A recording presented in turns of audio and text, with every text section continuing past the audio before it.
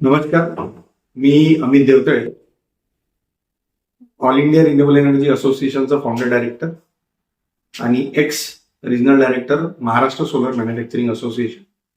मी एक solar activist आहे. Solar म्हणण्यापेक्षा रिन्युएबल एनर्जी ऍक्टिव्हिस्ट आहे, ज्याच्यामध्ये विंड असेल, सोलर असेल, बायोमास असेल, हायड्रोजन जनरेशन असेल, जे अपारंपरिक ऊर्जा स्रोत आहे त्याच्याबद्दल जनरल पब्लिक अवेअरनेस असतील, पॉलिसी मेकिंग असतील, याच्याबद्दल महाराष्ट्रामध्ये असो किंवा देशामध्ये असो, याच्याबद्दल काय घडलं पाहिजे, काय असलं पाहिजे, काय सिस्टम्स असल्या पाहिजे, याच्याबद्दलचा एक पब्लिक अवेअरनेस करत असतो. इंटरॅक्शन विथ वेगवेगळ्या डिस्कॉम्स असतील किंवा स्टेट नोडल एजन्सी असतील आणि महाराष्ट्र गव्हर्नमेंट आणि सेंट्रल गव्हर्नमेंटच्या संपर्कात राहून इंडियामध्ये नवीन टेक्नॉलॉजीज कसं आणता येईल आणि त्याच्यातनं अपारंपरिक ऊर्जा स्रोत किंवा उद्योग कसा वाढवता येईल, बाहेरच्या देशामध्ये काय चालू आहे, असे व्हेरियस टेक्नॉलॉजी बद्दलचं काम करणारा एक सामान्य नागरिक आहे म्हणू शकतो. सबसिडीची रक्कम वाचवण्याकरिता महाराष्ट्र सरकारने नवीन निर्णय केला, काय सांगा याबाबत? आता सगळ्याच तर चर्चा चालू आहे. 13 फेब्रुवारी पासून एक नवीन नियम याच्यामध्ये आणलेला आहे आणि त्या नवीन नियमामध्ये मला असं लक्षात येईल की हा नियम सेंट्रल गव्हर्नमेंटनी लागू केलेला नाही किंवा स्टेट गव्हर्नमेंटच्या जे रेग्युलेशन्स असतात, MERC, Maharashtra electricity regulatory commission, यांनी सुद्धा काही अशा गाईडलाईन दिल्या की एक उत्पत्ती जी आहे ती MSEDCL कडनं आलेली आहे आणि ती रेग्युलेशनच्या स्वरूपात न येता ती वेबसाईट पोर्टलवरती आपल्याला रिस्ट्रिक्शन केलेलं आहे.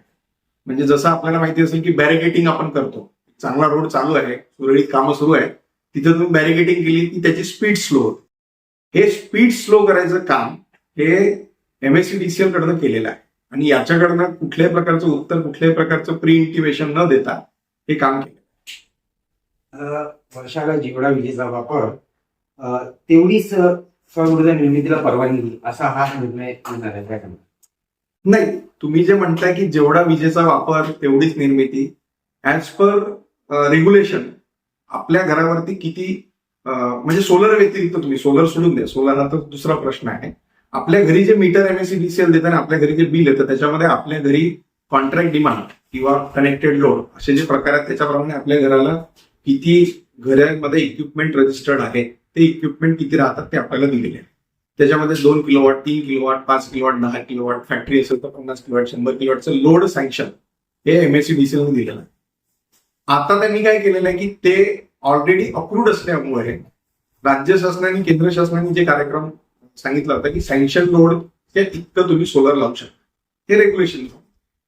MSEDCL ने त्याच्यामध्ये एक नवीन ऍडिशन केलंय की सँक्शन लोड किती असू दे. ते आतापर्यंत का बरं कळलं नाही 5 वर्षात, 7 वर्षामध्ये, की हे असं नव्हतं, असं करायला पाहिजे नव्हतं. ते कुठेतरी एक नवीन रेग्युलेशन काढलं की तुमचा विजेचा वापर किती आहे त्याच्यावरती तुम्ही सिस्टम लावा. आता तुम्ही बघा की आपल्याकडे 3 सीझन्स आहेत, पावसाळा आहे, हिवाळा आहे आणि उन्हाळा आहे. उन्हाळ्यामध्ये आपलं कन्झम्पशन जास्त असतं, हिवाळ्यामध्ये कमी असतं आणि पावसाळ्यामध्ये ह्युमिडिटी असेल तर आपण AC वगैरे वापरतो. पण जेव्हा माझं लोडच्या हिशोबाने मला सोलर लावायची परमिशन ही केंद्र शासनाने आणि रेग्युलेशन दिली आहे, त्याच्यामध्ये ऑब्स्टॅकल आणायचं काही एक. हा नवीन उपक्रम जो केलेला आहे तो अत्यंत चुकी आहे.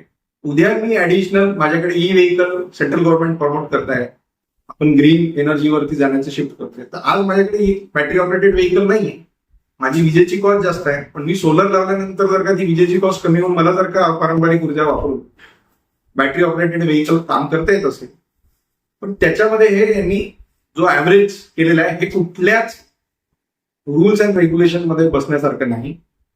प्लस हे महाराष्ट्र पहिला उपक्रम करतो, बाकीचे जेवढे राज्य आहेत त्यांच्यामध्ये अशा कुठल्याही प्रकारचं ऑब्स्टॅकल नाही. काय कारण शकतं की हे प्रतिबंध फक्त महाराष्ट्र प्रतिबंध महाराष्ट्रात का बरं लागू झाले? एक माइंडसेट बनवून टाकलेला आहे की जर का नॉर्मल ग्राहकांनी सोलर लावलं तर डिस्कॉम लॉसमध्ये येणार. आणि हा जेव्हा तुमचा माइंडसेट तयार झालाय की डिस्कॉमनी नॉर्मल माणसांना नॉर्मल माणसांना म्हणजे काय की जनसामान्य आपल्या खिशातनं पैसे लावतोय, राज्य शासन किंवा केंद्र शासन त्याला सबसिडीचा, म्हणजे राज्य शासन तर सबसिडीच्या रुपयामध्ये 1 रुपया देत नाही, केंद्र शासन देत आहे. तो सबसिडीचा पैसा कोणाचा आहे? तोही आपलाच आहे. आपण जे आज वॅटच्या स्वरूपात, GSTच्या स्वरूपामध्ये किंवा टॅक्सेसच्या स्वरूपामध्ये राज्याचे रेव्हेन्यू सेंट्रल गव्हर्नमेंटला शेअर करतो, त्याच्यातून जो काही पैसा आपल्याला मिळतो तोच आहे. पण जे माइंडसेट त्यांनी टाकलेलं आहे की नाही, आज महाराष्ट्रामध्ये चांगले ग्राहक आहेत जे डिस्कॉमला पैसे देतात, रेग्युलर पे आहेत मंथली, ते त्यांच्या हिशोबाने कमी होतील आणि त्याच्यामुळे डिस्कॉमचा लॉस वाढेल. त्या अनुषंगाने हे नवीन एक उपक्रम चालू, आणि हे उपक्रम आजचे नाही आहेत. ज्या दिवशीपासून रिन्युएबल एनर्जी पॉलिसी महाराष्ट्रामध्ये अप्लिकेबल केली, म्हणजे तुमच्या माहितीसाठी रिन्युएबल एनर्जी म्हणजे सोलर लावण्याची जी परमिशन आहे, नेट मीटरिंग आणि नेट बिलिंग जेव्हा यांनी आणलं होतं, हे महाराष्ट्र आणि गुजरात सगळ्यात शेवटच्या स्टेट पैकी एक स्टेट होते. बाकीच्या राज्यांनी पहिले अनुभवलं होतं की आपल्या राज्यातील लोकांच्या घरावरती सोलर सिस्टम लागावी. हे प्रपोजल्स पहिले झालेत महाराष्ट्रात आणि इंडियामध्ये, हे महाराष्ट्रामध्ये आणि गुजरातमध्ये सगळ्यात शेवटचं स्टेट. काय वाटतं या महाराष्ट्र सरकारची पॉलिसी जी आहे ती कुठेतरी चुकत आहे का? महाराष्ट्र सरकारची पॉलिसी आज चुकत नाही. कुठले धोरण पकडा, आज म्हटलं की आपण बॅटरी ऑपरेटेड व्हेकल घ्यायसाठी तुम्ही प्रमोट करा, आणि दुसऱ्या वर्षी तुम्ही म्हणाल की नाही बॅटरी ऑपरेटेड व्हेकल घ्यायचं नाही कारण विजेचं बिल वाढत आहे. मग काही वर्षांनी तुम्ही म्हणाल की नाही नुसत्या बॅटरी ऑपरेटेड व्हेकल. कुठलीही पॉलिसी ही चांगली असो की वाईट असो किंवा त्याचे परिणाम हे बिफोर इम्प्लिमेंटेशन ऑफ पॉलिसी त्याचा एक सखोल अभ्यास, त्याच्यामध्ये फक्त आज चांगला दिसतंय म्हणून उद्या खराब दिसणार असं नको करता.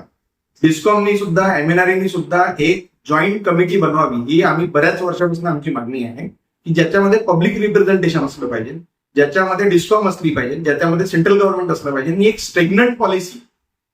नॉर्मल कस्टमरच्या हिशोबाने या इंडस्ट्रीमध्ये इतके लोकांनी इन्व्हेस्टमेंट केलेली आहे, रोजगार निर्मिती झाली आहे. दर 2 महिन्यानंतर, दर 1.5 वर्षानंतर तुम्ही जे संशोधन आणतात त्याच्यामुळे कुठेतरी कन्झ्युमर डिस्टर्ब होतो. पॉलिसीवरचा लोकांचा विश्वास उडून राहिलेला आहे. आज सोलर लावायला कस्टमर घाबरणं सुरू झालं की यार उद्या लावायचं ना, माहीत झालं की सांगायचं की नाही सोलर मधून आम्हाला वीज बिल माफच होणार नाही. तर अशा स्टॅग्नंट, म्हणजे माझी सरकारला विनंती आहे की कमीत कमी 5 वर्ष, नाही 10 वर्ष, तशी तर पॉलिसी 10 वर्षांची असली पाहिजे, पण 5 वर्ष तरी एक स्टॅग्नंट पॉलिसी देऊन त्याला कुठल्याही प्रकारचे चेंजेस नाही केले तर इम्प्लिमेंटेशन सोपं. अशी आपण मागणी केलेली आहे. आपण या अगोदर वेगवेगळ्या प्रकारचे आंदोलन करू शकलेले आहेत. अजून नाही यासाठी समोरचा आपला पाऊल काय असतो? नाही, आता काय झालंय की सोलर किंवा रिन्युएबल एनर्जीमध्ये अपारंपरिक ऊर्जाच्या आम्ही ऍज अ प्रमोटर आहोत. आम्ही आपल्या स्वतःला सगळे जेवढे सोलर इंटिग्रेटेड वॉरियर म्हणतो, कारण वॉरियर काय आमचं लढाईचंच काम आहे कस्टमर सोबत. म्हणजे आम्ही शेवटची कडी आहोत.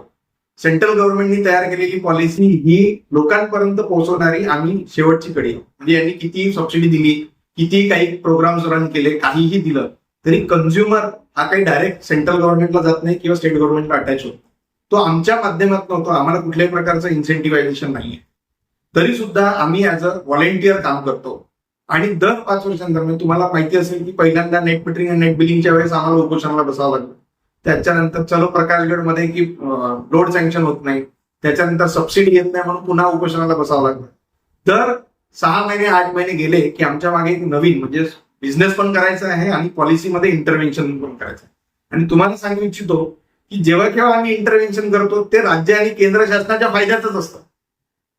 तर आता जे समोरचं पाऊल आहे की नेहमी 2 उपोषणं झाल्या आहेत, 2-3 वेळा स्ट्राईक झाल्या आहेत. तर आज या माध्यमातून आम्ही वेट अँड वॉचची पॉलिसी म्हणजे 13 तारखेला हे सुरू झालं. त्याच्यानंतर आता आजची 18-19 तारखेपर्यंत आम्ही वाट पाहतोय. 23 तारखेला सेंट्रल गव्हर्नमेंटला पुन्हा भेटणार आहे. महाराष्ट्रातले विविध संघटना आणि विविध ऍक्टिव्हिस्ट काम करतात आहे. पण यावेळी जी काही मागणी आहे ती पुढच्या 5 वर्ष स्टॅग्नन्सी असेल याच माध्यमातून करणार आहे. एक छोटीशी मोहीम, काल शिवाजी महाराज जयंती होती आणि सगळे म्हणतात की बाजूच्या घरी शिवाजींनी जन्म घ्यायला पाहिजे, आपल्या घरी नाही. तसं करता सगळ्यांना जेवढे काही सोलर इंटिग्रेटर महाराष्ट्रातले त्यांना एक आवाहन केलं आहे की आज ही सेंट्रल गव्हर्नमेंटची स्कीम तुम्हाला सांगण्यात मला अत्यंत आनंद होतो की नागपूर हे राज्यातलं नाही तर देशातलं सगळ्यात जास्त रूफटॉप करणारी जागा आहे आणि आम्ही इम्प्लिमेंटेशन करतो या गोष्टी. तर कुठल्याही प्रकारचं इन्स्टॉलेशन किंवा कुठल्याही प्रकारच्या लॉगिंग केसेस या कुठल्याच पोर्टलला करायचं, कारण महाराष्ट्राचं 20 लाखाचं टार्गेट, जे 1 कोटी घरांवरती सोलर सिस्टम, पीएम सूर्यघर हे 1 कोटी घरांवरती सोलर सिस्टम लावण्याचं ध्येय माननीय प्रधानमंत्र्यांनी घेतलं होतं, ते अशाच कारणाने पूर्ण होत नाही. आणि आम्ही आता ठरवलं की जेव्हापर्यंत स्टॅग्नंट पॉलिसी येणार नाही तेव्हापर्यंत तरी आम्ही कुठल्याही महाराष्ट्रातल्या ज्या सोलरच्या पॉलिसीज आहेत त्याच्यावरती कुठल्याही प्रकारचे कस्टमर त्याच्यामध्ये लॉग इन करणार नाही. हा आमचा पहिला स्टँड आहे. 24-25 तारखेला सेंट्रल गव्हर्नमेंटशी भेटल्यानंतर काय स्टँड येतो आणि राज्यव्यापी म्हणजे प्रत्येक डिस्ट्रिक्ट, प्रत्येक तहसीलच्या ठिकाणी जे काही इंटिग्रेटर पीएम सूर्यघरमध्ये रजिस्टर्ड आहेत त्यांच्या प्रत्येकांशी फिजिकली भेटून पुढची रूपरेषा आम्ही ठरवू. पण एवढं नक्की की यावेळेसचं जे आंदोलन राहणार आहे ते बाकीच्या आंदोलनांपेक्षा खूप मोठ्या प्रमाणामध्ये राहणार आणि ते जेव्हापर्यंत फिजिकली कुठल्याही प्रकारचं रिटर्न आश्वासन भेटत नाही किंवा पॉलिसी तयार होत नाही की आम्ही पुन्हा काहीतरी असं नवीन संशोधन करू आणि त्याच्या पहिले जॉईंट कमिटी फॉर्म होत नाही ज्याच्यामध्ये डिस्कॉम, MNRE, स्टेट रिप्रेझेंटेशन आणि जेवढ्या काही संघटना आहेत त्यांचे रिप्रेझेंटेशन होऊन ते आम्ही तेव्हापर्यंत तरी आमचं स्टँड तसंच राहणार.